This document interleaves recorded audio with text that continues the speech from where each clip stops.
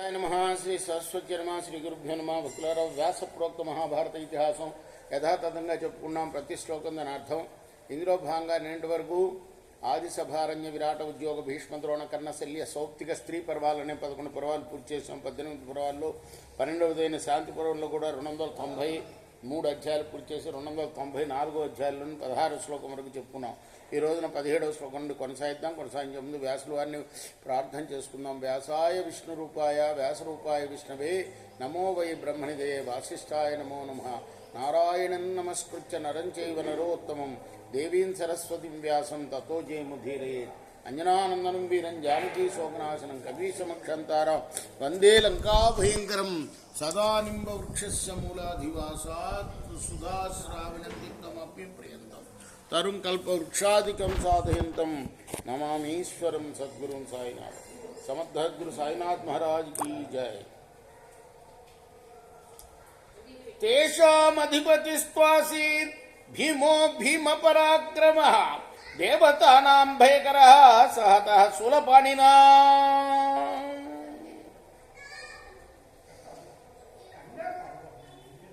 దేవతల అధిపతిని, దేవతలు కాదు, దేవతలను వణికించే శంకరుడు అసురుల అధిపతిని సంహరించాడు. తస్మిన్ హతేధస్త్వం భావం ప్రత్యపద్యంత మానవా ప్రాపద్యంత చ దేవాన్ వై శాస్త్రాన్ని చ యథాపురా. అతని సంహరించిన తర్వాత మానవులందరూ కూడా స్వస్థ చిత్తులయ్యారు. వెనకట్లాగానే వారికి వేదశాస్త్ర జ్ఞానం కలిగింది. ఇదంతా కూడా పరాశర గీత అంటారు. పరాశరుడు జనక మహారాజుకు చెప్తున్న విషయాలు. తతోభిషిచ్య రాజ్యేన వేదానాంది వివాసవం సప్తర్ష్యశ్చాన్వయుంజన్ నరాణాం దండధారిణే. ఆ తర్వాత సప్తర్షులు స్వర్గలోకంలో దేవతల రాజ్యానికి ఇంద్రుణ్ణి ప్రభువుగా అభిషిక్తుణ్ణి చేశారు. వారే మానవుల పరిపాలకులయ్యారు. సప్తర్షీణామధోర్ధ్వం చ విపృధుర్నామ పార్థివః రాజానః క్షత్రియాశ్చైవ మండలేషు పృథక్ పృథక్. సప్తఋషుల తర్వాత విపృథువు అనే రాజు భూమండలానికి ప్రభు అయ్యాడు. ఇతర క్షత్రియులు ప్రతి మండలానికి ఒకరు చొప్పున రాజులయ్యారు. మహాకులేషు ఏ జాత వృద్ధా పూర్వతరాశ్చే తేషామప్యాసురో భవ హృదయాన్నాపసర్పతి. ఆ కాలంలో ఉన్నత వంశంలో జన్మించిన వారు వారికన్నా పూర్వులు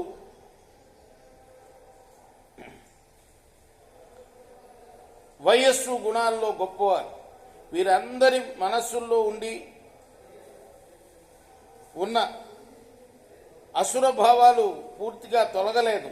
తస్మాత్తేనైవ భావేన సానుసంగేన పార్థివ ఆసురాంగేన కర్మాణి న్యసేవన్ భీమ విక్రమాం. ఇలా అసురభావాలు కలిగిన చాలామంది మహారాజులు అసురభావాలకు తగిన విధంగానే ప్రవర్తించేవారు. ప్రత్యతిష్టంతి తేష్వేన తాన్యేవ స్థాపయంత్యసి భజంతే తాని చాద్యాపి బాలిశతరా నరా. మహామూర్ఖులైన వారు అప్పటికీ ఉన్నారు, ఇప్పుడు కూడా ఉన్నారు. ఆ అసురభావాలనే స్థాపిస్తున్నారు. అన్ని విధాల వాటినే సొంతం చేసుకుంటున్నారు. తస్మాదహం ప్రభీమిత్వాం రాజన్ సంచింత్య శాస్త్రతః సంసిద్ధాధిగమం కుర్యాత్ కర్మ హింసాత్మకం చేత్. అందువల్ల రాజా, నేను శాస్త్రానుసారంగా బాగా ఆలోచించి చెబుతున్నాను. మానవుడు నిత్యము కూడా అభివృద్ధిని పొందడానికి యత్నిస్తూ ఉండవలసిందే. అదే సమయంలో హింసాత్మకమైన పనుల్ని వదిలిపెట్టాలి. నా శంకరేణ ద్రవిణం ప్రచిన్వీయాద్విచక్షణ ధర్మార్థం న్యాయముత్సృజ్య నా తత్కళ్యాణముచ్యతే. వివేకవంతుడు ధర్మకార్యం చేయడానికి న్యాయాన్ని వదిలిపెట్టి పాపంతో కలిసిన పద్ధతిలో ఎప్పుడూ కూడా ధనం సంపాదించరాదు. అది మేలు కాదు. సత్వమేవం విధో దాంతః క్షత్రియ ప్రియ బాంధవ ప్రజాభృత్యాంశ పుత్రాంశ స్వధర్మేణ అనుపాలయ.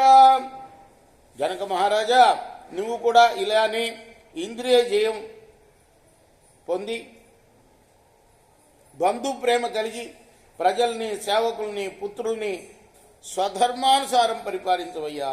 ఇష్టానిష్ట సమాయోగ వైరం సౌహార్దమేవ చ అథ జాతి సహస్రాణి బహూని పరివర్తతే.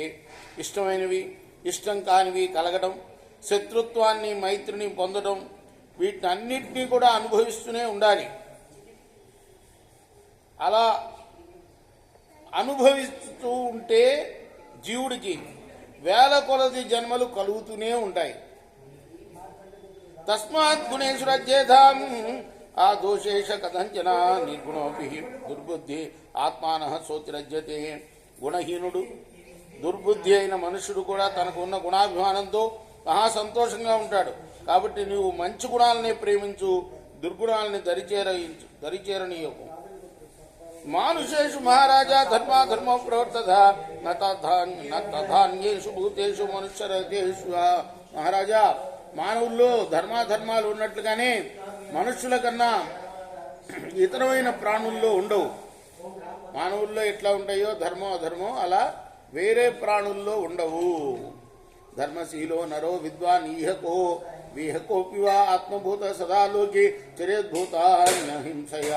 ధర్మాత్ముడు, విద్వాంసుడు అయిన మనుషుడు ఆహారాదుల కోసం యత్నించవలసి ఉన్నా, అవసరం లేకపోయినా అందరినీ ఆత్మీయతతో తన వల్లనే భావించి ఏ ప్రాణిని కూడా హింసించకుండా సమభావంతో ఉండాలి.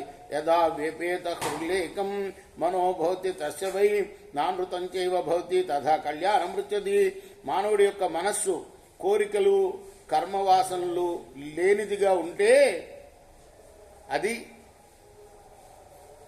అతనికి మేలు చేయగలుగుతుంది. మేలు చేయటం అంటే ఏంటి? మానవుడికి మేలు అంటే ఏమిటి? మరు జన్మ లేకుండా మళ్ళీ పుట్టడం, మళ్ళీ వేల కొలది జన్మలు ఇందాక చెప్పారే, అలా లేకుండా అంటే సుఖ దుఃఖాలు అవన్నీ కూడాను ఇష్టమైన వాటినేమో బాగా లైక్ చేయటం, ఇష్టం లేని వాటిని కాదంటాం, ఇలా ఉంటే వేల కొలది జన్మలు వస్తాయి. అట్లా కాకుండా ఎప్పుడైతే మనస్సు, కోరిక అంటే ఇది ఇష్టము అది ఇష్టము అనే భావన లేకుండా ఎప్పుడు ఉంటుందో మనసు, అప్పుడు వాడికి అది మేలు జరుగుతుంది. మేలు జరగటం అంటే మోక్షం కలగటమే.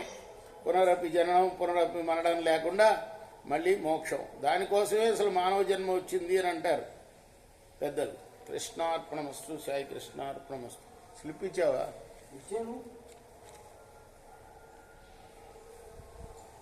ఇందులో ఉంది, ఇందులో ఉంది, అందులో ఉందిలో